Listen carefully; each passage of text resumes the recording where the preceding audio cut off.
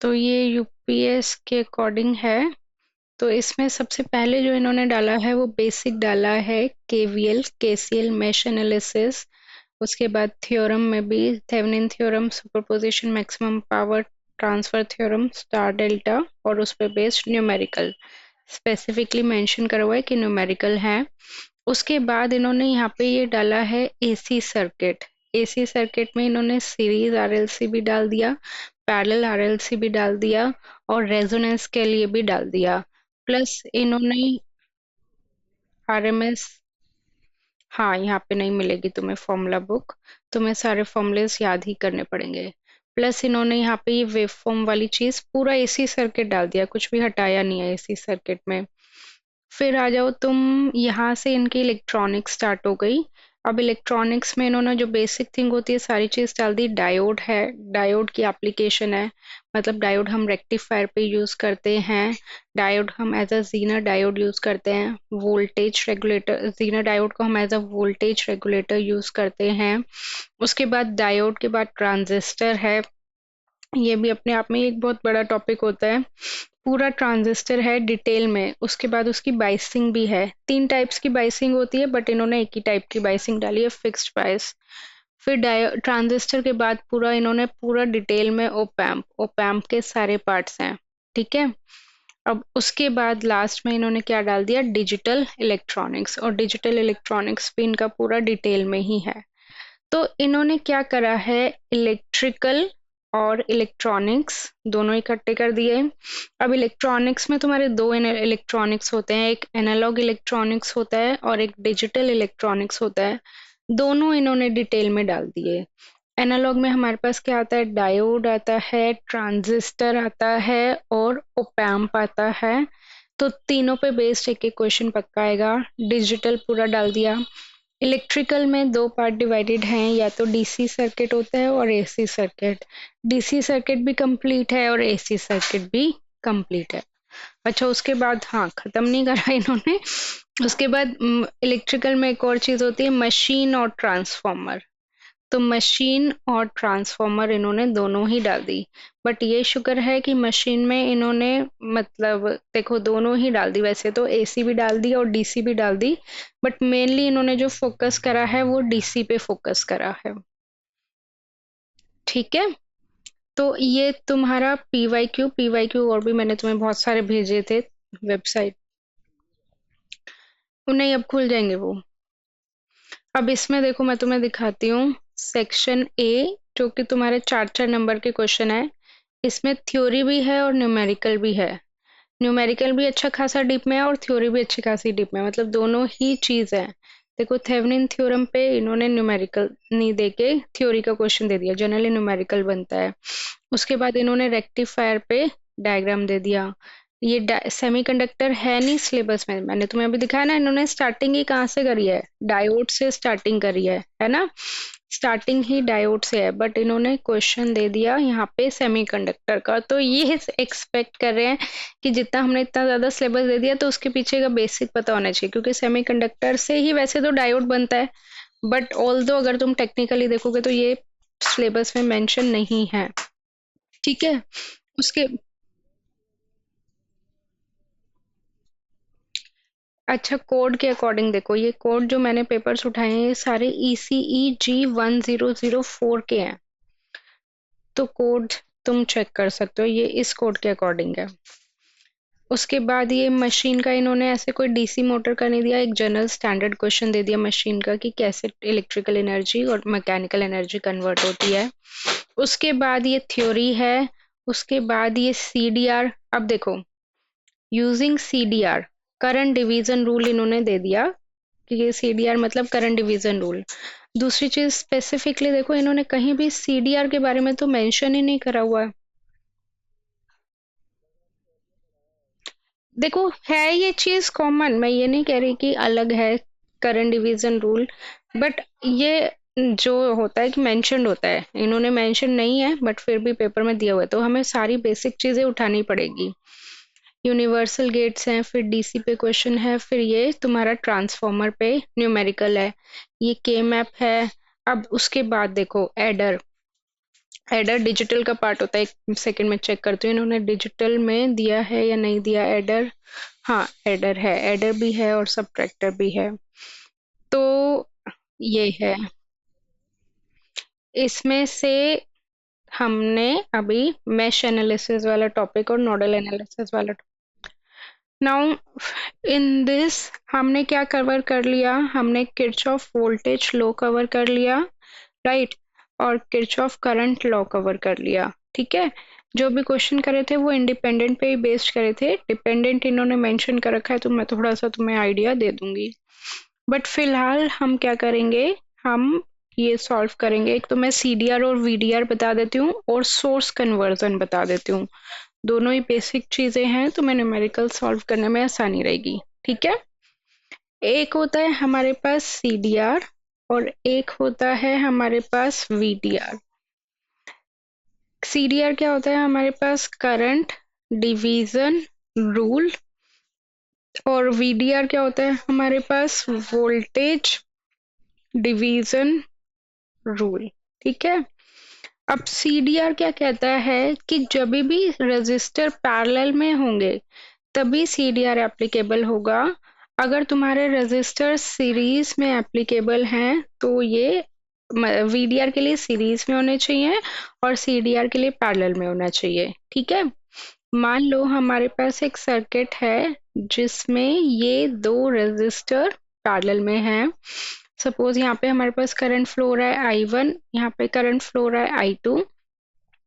This is 10, 2, 4, 6, और हमें किसकी वैल्यू निकालनी है, I2 की वैल्यू निकालनी है।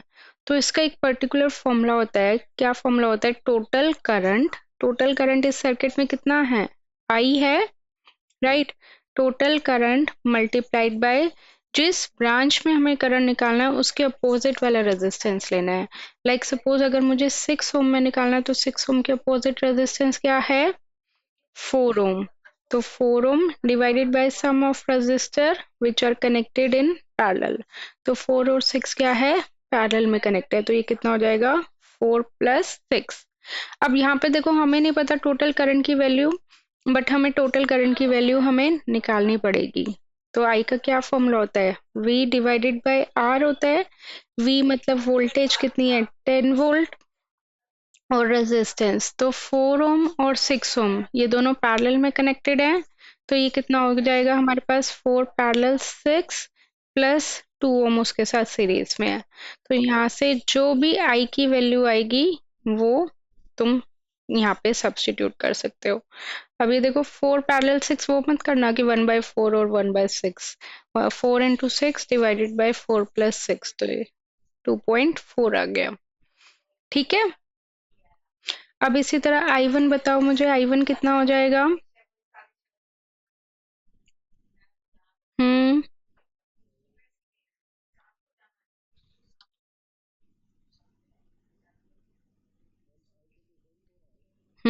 आई की वैल्यू 2.4 नहीं आई, वो रेजिस्टेंस की वैल्यू आई थी 2.4। तो ये तुम्हारे पास 10/2.4 हो गया आई की वैल्यू। I1 कितना होएगा, अब उसके बाद देखो वोल्टेज डिवीजन रूल, अगर तुम्हारे पास रेजिस्टर सीरीज में एप्लीकेबल है तो उस केस में ही वीडीआर लगेगा, अदरवाइज नहीं लगेगा।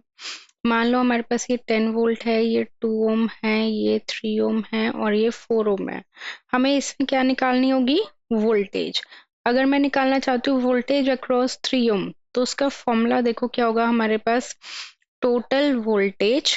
ठीक है, टोटल वोल्टेज 10 वोल्ट हो गई, मल्टीप्लाइड बाय जिस ब्रांच में हमें वोल्टेज निकालनी है उसी ब्रांच का रेजिस्टेंस लेंगे। इसमें तो हमने उससे अपोजिट वाली ब्रांच का लिया था ना, इसमें हम उसी ब्रांच का लेंगे, तो इंटू 3 और divided by sum of all the resistor which are connected in series. तो 2 ओम कनेक्ट है, 3 ओम कनेक्ट है और 4 ओम कनेक्ट है। तो ये कितना हो गया, 2 प्लस 3 प्लस 4। तो टोटल वोल्टेज हमें पता है 10 इंटू 3 डिवाइडेड बाय 9। ठीक है, अब इसी तरह मुझे बताओ वोल्टेज अक्रॉस 2 ओम कितनी हो जाएगी तुम्हारे पास, सोर्स ट्रांसफॉर्मेशन। ठीक है, सोर्स ट्रांसफॉर्मेशन मतलब सोर्स कन्वर्जन।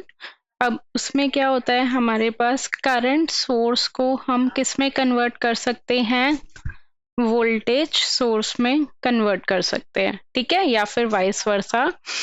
तो उसके लिए हमारे पास एक कंडीशन होती है कि अगर हमारे पास करंट सोर्स के साथ पैरेलल में रेजिस्टर है तो उसी केस में हम उसे वोल्टेज सोर्स में कन्वर्ट कर सकते हैं। अगर करंट सोर्स के साथ सीरीज में होगा तो उस केस में हम उसे कन्वर्ट नहीं कर सकते, ठीक है। तो वोल्टेज सोर्स, जैसे जो रजिस्टर यहाँ पे मान लो ये 5 ओम है और ये हमारे पास 10 एम्पियर है, अगर ये पैरेलल में 5 ओम है, यही पैरेलल वाला रेजिस्टेंस सीरीज में कनेक्ट हो जाएगा इस तरह से। 5 ओम है तो 5 ओम हो जाएगा। अब हमें किसकी वैल्यू चाहिए, वोल्टेज की, क्योंकि बैटरी की वैल्यू चाहिए।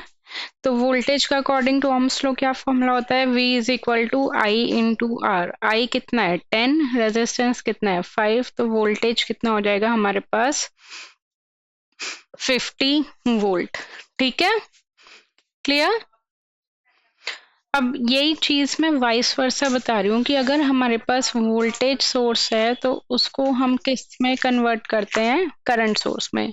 बट उसके लिए मस्ट कंडीशन क्या हो गई कि वोल्टेज सोर्स के साथ अगर सीरीज में रेजिस्टेंस है तभी वो होगा, अगर पैरेलल में है तो उस केस में नहीं होगा। तो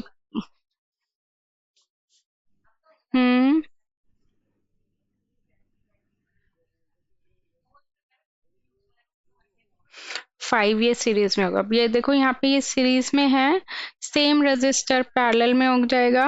अब आई निकालना है तो आई का फॉर्मूला V बाई आर हो जाएगा, that would be 50/5, that would be 10 ampere. Same आ गया। तो तुम्हें बस ऐसे याद रखना है कि करंट सोर्स के साथ पैरेलल में होना चाहिए और वोल्टेज सोर्स के साथ सीरीज में होना चाहिए। तो ये चीजें मैंने तुम्हें वो बताई हैं जो तुम्हारे सिलेबस में एज सच मेंशन नहीं है, बट मैंने देखा कि तुम्हारे पेपर में पूछी हुई है, ठीक है। अब इसके बाद हम पढ़ेंगे Thevenin theorem. So let's start with the Thevenin theorem. अब इसमें जो स्टेप्स मैं बताऊंगी एग्जैक्टली वैसे स्टेप्स फॉलो करने हैं।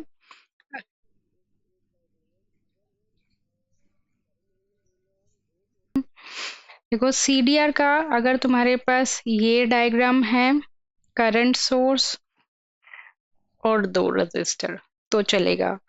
करंट सोर्स और यहाँ पे एक रजिस्टर, तो ये चलेगा। या फिर बैटरी और दो रजिस्टर, तो इसमें भी सीडीआर एप्लीकेबल है, या फिर बैटरी और ये, तो भी सीडी। नहीं, ऐसा जरूरी नहीं है कि करंट डिवीजन रूल में करंट सोर्स ही होगा, वोल्टेज सोर्स भी हो सकता है। अब इन चारों डायग्राम के अलावा कोई और भी डायग्राम है तो उसमें सीडीआर एप्लीकेबल नहीं है। अगर तुमने जैसे कि बोला कि मैम दो करंट सोर्स होंगे, तो ऐसे मतलब तुम्हें बेसिकली उसको सिंप्लीफाई करके इनमें से किसी फॉर्म में लाना ही पड़ेगा। थेवेनिन थ्योरम में देखो हमारे पास step number 1, that we have to find out the value of load resistance, ठीक है। लोड रेजिस्टेंस का मतलब क्या होगा, आर एल। मतलब जिस भी ब्रांच में ये तुम्हें कहेंगे करंट की वैल्यू निकालने के लिए, वो तुम्हारे पास क्या होगा, लोड रेजिस्टेंस। मान लो ये तुम्हारे पास 10 वोल्ट है, ये 2 ओम है, ये 4 ओम है, ये 6 ओम है और 8 ओम है, और इन्होंने बोल दिया फाइंड करंट इन 8 ओम, ठीक है। तो आर एल क्या है हमारे पास 8 ओम। जिस भी ब्रांच में करंट निकालने के लिए बोला जाएगा वो क्या होगा हमारे पास, load resistance R L.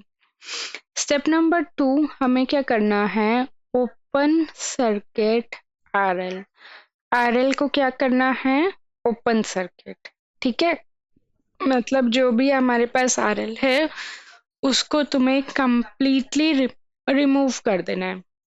If I draw the diagram, तो डायग्राम तुम्हारा इस तरह का बनेगा, ठीक है।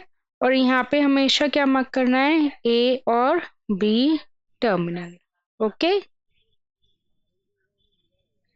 RL हमेशा दिया होगा, और कोई भी एक ही ब्रांच में भी बोलेंगे करंट फाइंड आउट करने के लिए, एक से ज्यादा में नहीं बोलेंगे। ठीक है, अब उसके बाद step number 3, we need to calculate Thevenin voltage.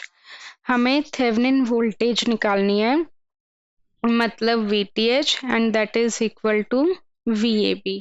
ठीक है, अब इसी सर्किट डायग्राम में देख लो कि तुम कहाँ पे खड़े हो। तुम्हें क्या निकालना है, बेसिकली VAB। तुम कहाँ पे खड़े हो, A पे, जाना कहाँ पे है, B पे। Now as you can see that they have don't direct connection between A to B, तो तुम्हें दूसरे रास्ते से जाना पड़ेगा। A से पहले कहाँ जाओगे, C पे, C से कहाँ जाओगे, D पे, D से कहाँ जाओगे, B पे। A से कहाँ गए, C पे, C से कहाँ गए, D पे, और D से कहाँ गए, B पे। कहीं से भी चले जाओ, बड़े वाला रास्ता ले लो।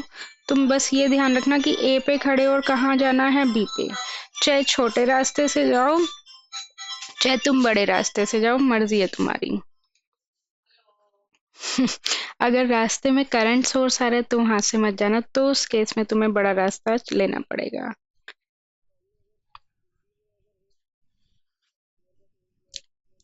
तो बड़ा हुआ, क्योंकि मैंने तुम्हें बताया कि करंट सोर्स क्या है, तुम्हारा दुश्मन, और दुश्मन वाले रास्ते से कभी भी नहीं जाना। हर केस में दुश्मन ही रहेगा, हर डायग्राम में। हाँ, अब VAC को हम क्या लिख सकते हैं, IAC इंटू RAC। VCD को क्या लिख सकते हैं, ICD इंटू RCD। VDB को हम क्या लिख सकते हैं, IDB इंटू RDB। राइट, अब क्या A टू C ब्रांच में कोई करंट फ्लो हो रहा है, A टू C ब्रांच में कोई करंट फ्लो हो रहा है। हम्म, ओपन सर्किट है ये, नहीं हो रहा तो जीरो हो गया, बिकॉज ये ओपन सर्किट है, और ओपन सर्किट में कभी भी करंट फ्लो नहीं होता। इसी तरह IDB और RDB, इधर भी कोई करंट फ्लो हो रहा है, नहीं हो रहा, तो ये भी कितना हो गया, जीरो। बचा क्या, ICD इंटू RCD। RCD कितना है, 4, और ICD एज इट इज। अब मैं अगर ICD की वैल्यू निकाल लूं तो मेरे पास VAB की वैल्यू आ जाएगी जो हमें निकालनी थी। अब देखो तुम कैसे जा रहे हो, C से D, ये ध्यान रखना। तो करंट भी हमेशा कैसे जाएगा, C से D। जैसे तुम जा रहे हो वैसे ही करंट जाएगा, या जैसे करंट जा रहा है वैसे ही तुम्हें चलना है, तुम दोनों को उल्टा नहीं चलना। ठीक है, अब मैं अगर ये एक मैश बन गया, मैश में अगर मैश से हम करंट की वैल्यू निकाल सकते हैं, तो मैश के मेथड से या KVL के मेथड से हम करंट की वैल्यू निकालेंगे, तो हमारे पास ICD या I1 की वैल्यू आ जाएगी। तो अब मुझे मैश की इक्वेशन बताओ। सबसे पहले क्या होता था, डायरेक्शन मार्क करनी थी, कर ली। उसके बाद हमें क्या मार्क करना होता था, साइन, साइन मार्क कर लिया। उसके बाद हमें क्या करना है, जो जो तुम्हारे रास्ते में सेकंड साइन आता जाएगा उसको तुम्हें लेते चलना है। 1, I1 plus 10 is equal to 0। तो I1 कितना आ गया यहाँ से, 10/6। तो 10/6 मल्टीप्लाइड बाय 4, राइट। तो ये कितना आ गया हमारे पास, 20/3 वोल्ट आ गया। Note it down up to here.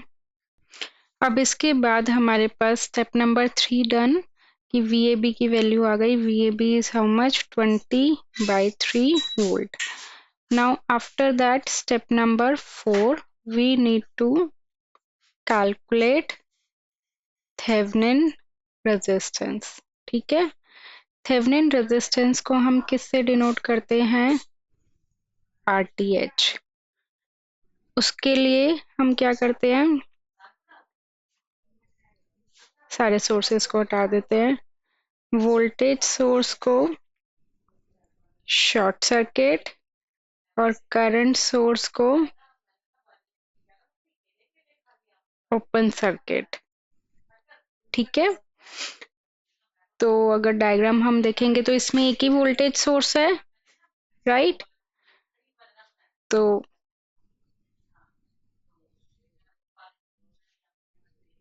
अब हमें देखना है कि कौन सा रेजिस्टर हमारा सीरीज में है और कौन सा रेजिस्टर हमारा पैरेलल में है, राइट।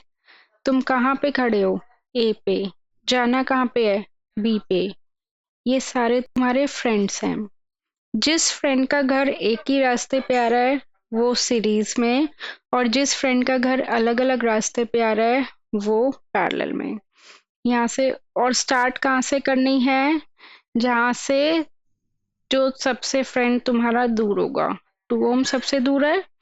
अब यहाँ से चलो, 2 ओम का घर और 4 ओम का घर एक ही रास्ते पे आ रहा है या अलग अलग रास्ते पे आ रहा है? दोनों से मिल सकते हैं या अलग अलग अलग है, तो इट मीन्स 2 पैरेलल 4। इसको कंबाइन करके एक सिंगल रेजिस्टेंस बन गया 6 ओम एज इट इज। अब फिर से चलो, ए से चल रहे हो बी पे जा रहे हो, इन दोनों का घर एक ही रास्ते पे आ रहा है या अलग अलग रास्ते पे आ रहा है? सेम है, तो दैट मीन्स इन सीरीज। तो 6 + 2 पैरेलल 4 मीन्स 2 × 4 डिवाइडेड बाई 2 + 4, तो 8/6। इसको सॉल्व करके बताना क्या वैल्यू आ रही है आरटीएच की। अब उसके बाद हमारे पास step number 5, last and final step. We need to calculate current. हमें क्या कैलकुलेट करना है? करंट को। हमने अभी क्या निकाला? VTH, right. और क्या निकाला? Main RTH. दोनों को सीरीज में कनेक्ट कर दो। तो ए और बी टर्मिनल के अक्रॉस से हमने फर्स्ट स्टेप में आरएल को रिमूव कर दिया था, 8 ओम को। वापस उसे लगा दो 8 ओम, दैट इज आरएल। तो अब हमें फाइनली किसके अक्रॉस करंट निकालना था? ए आरएल के अक्रॉस। तो आई का जनरल फॉर्मूला क्या होता है? We by are. वी कितना होगा? वीटीएच। आर कितना होगा? RTH plus RL. तो वीटीएच कितना होगा? कितना था वीटीएच तुम्हारा? 20/3। तो just you need to substitute the value, जो भी वैल्यू आ रही थी, ठीक है। 7.34 और आरएल कितना होगा? 8 ओम। तो this is how we can calculate the current. तो यहाँ से तुम्हारा फुल एंड फाइनल आंसर आ जाएगा। देखो, इसमें आरएल की वैल्यू 1 ओम है, इसको हमने हटा दिया। यहाँ पे हम क्या करेंगे? ए और बी। तो हमें वीटीएच निकालना है, दैट इज वीएबी। तुम कौन से रास्ते से जाओगे? यहाँ से या यहाँ से? ए पे खड़े हो, बीच पे जाना है। इधर से तो जा नहीं सकते, दुश्मन है। तो यहाँ से यहाँ जाओगे, है ना। अब तुम कैसे जा रहे हो? ये मान लो सी है, ये डी है। VAC plus VCD plus VDB, ठीक है।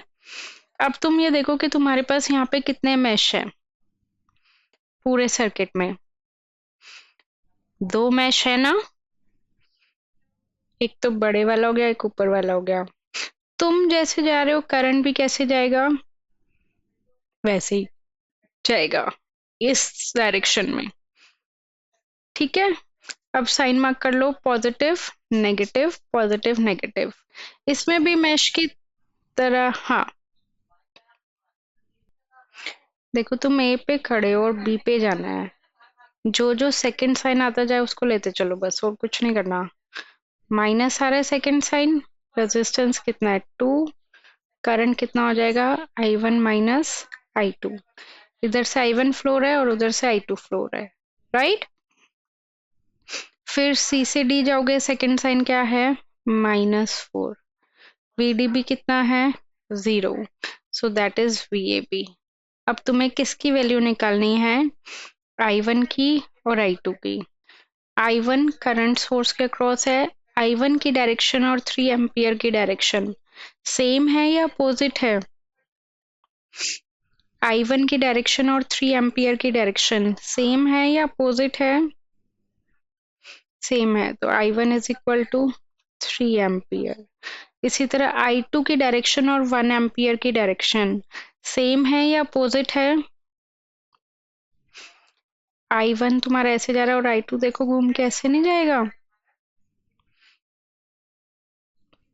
-1। तो यहाँ पे I1 और I2 की वैल्यू सब्स्टिट्यूट करके VAB की वैल्यू आ जाएगी। अब इसके बाद हमें क्या निकालना है? RTH, right. RTH के लिए हम क्या करेंगे? वोल्टेज सोर्स को शॉर्ट और करंट सोर्स को ओपन। तो मैं इसी डायग्राम में चेंजेस कर रही हूँ। करंट सोर्स ओपन है, हटा दो, हटा दिया। इसको करंट सोर्स ओपन है, ये भी हटा दो, हटा दिया। वोल्टेज सोर्स को क्या करना है? Short, right.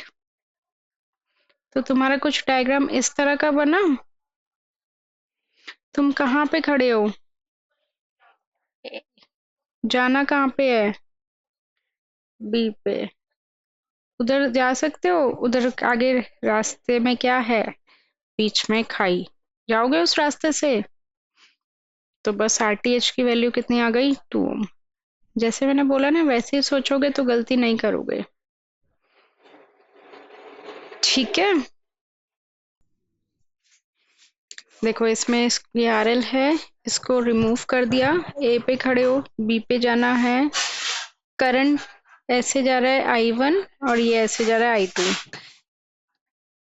-20 नहीं, तुम कैसे जा रहे हो? ए से सी, सी से बी। तो उसी मैश का करंट सेम लेना है, सेम डायरेक्शन में।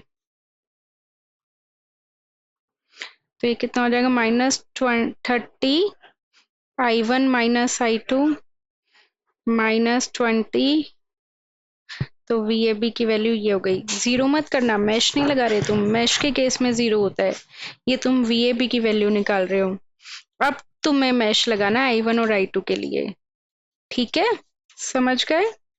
तो ये कितना हो जाएगा? -30 I1 -I2 -20 I1 -5 I1 -50 I1 -I2 is equal to 0, right.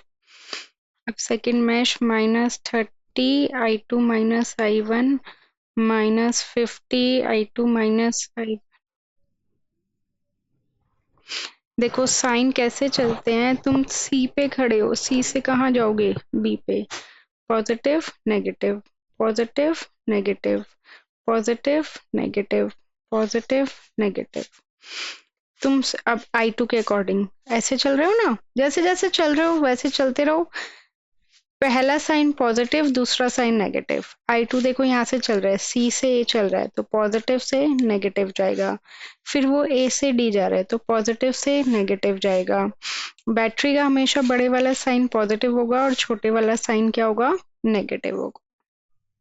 देखो इस नेक्स्ट केस में तुम्हें RTH निकालना है। RTH के लिए हमें क्या करना पड़ेगा? वोल्टेज सोर्स को शॉर्ट कर दें। शॉर्ट करके ये डायग्राम बनेगा, ठीक है। अब देखो तुम, ये A है, ये B है, राइट। ये C है, ये D है। ये जो वायर बाहर वाली कनेक्टेड है, ये तुम्हारी C और D के अक्रॉस है। तो मैं बाहर से हटा हटा के अंदर कनेक्ट कर दूं, एक ही बात है या अलग बात है? ठीक है। अब तुम कहाँ पे खड़े हो? ए पे। जाना कहाँ पे है? बी पे।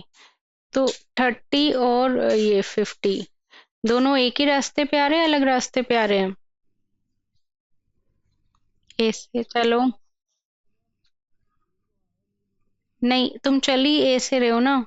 ये 30 और ये 50 दोनों से मिल सकते हो एक ही टाइम पे। बी पर तक पहुंचना है। चलो मिल के देखो, मिल सकते हो तो। ए पे चले, यहाँ से गए और यहाँ से यहाँ आ गए, या यहाँ चले जाओगे? जा रहे हो? बी 50 पे जा रहे हो? नहीं जा रहे, तो इसका मतलब ये दोनों अलग अलग रास्ते में हैं। अलग अलग रास्ते पे है तो पैरेलल में कनेक्ट है, सीरीज में कनेक्ट है? तो 30 पैरेलल 50। सिमिलरली इस तरह बी पे चलो, 20 पैरेलल 5, ठीक है। और इन दोनों को सीरीज में कनेक्ट कर दोगे, ठीक है। सीरीज में क्यों? क्योंकि ये सी और डी पॉइंट क्या है, सेम है। नहीं, तुम चल ए से रहे हो ना, आंसर अलग अलग आएगा। क्योंकि 50 और पैरेलल 5 नहीं होगा, ये दोनों सेम पॉइंट हो गए, तुम ये लगा लो। अगर मैं इस डायग्राम को रीड्रॉ करूं टेक्निकली, तो ये पॉइंट और ये पॉइंट ये सेम हो गया। ये ए, ये सी, ये 30, ये 50 हो गया ना। ये डी और ये 20 और ये 5। अब तुम बताओ, 50 और 5 है पैरेलल में? नहीं है ना। तो लास्ट में तुम करंट की वैल्यू तो निकाल ही लोगे। निकाल लोगे? बोलो, यहाँ तक कोई डाउट? अब मैं तुम्हें एक होमवर्क क्वेश्चन दे रही हूँ, ठीक है? ट्राई करना। मेथड मैं यहीं पे ड्रॉ कर रही हूँ। इसमें तुम्हारा करंट सोर्स भी आ गया और तुम्हारे पास वोल्टेज सोर्स भी आ गया।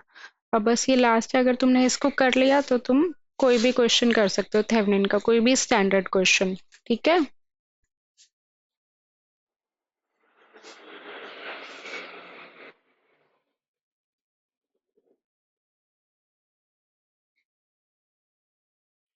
3 ओम, 3 एम्पियर, 27 वोल्ट, 6 ओम, और ये है तुम्हारे पास RL, ठीक है? RL is 4 ohm. तो मैं तुम्हें आंसर भी बता देती हूँ, वेरीफाई कर सकते हो। इसमें RTH निकालोगे तो तुम्हारा 2 ओम आएगा। VTH निकालोगे तो तुम्हारे पास 24 वोल्ट आएगा। और फाइनल करंट निकालोगे तो तुम्हारे पास 4 एम्पियर आएगा। दो बैटरी नहीं है, एक वोल्टेज सोर्स है और एक करंट सोर्स है, उससे कोई फर्क नहीं पड़ेगा।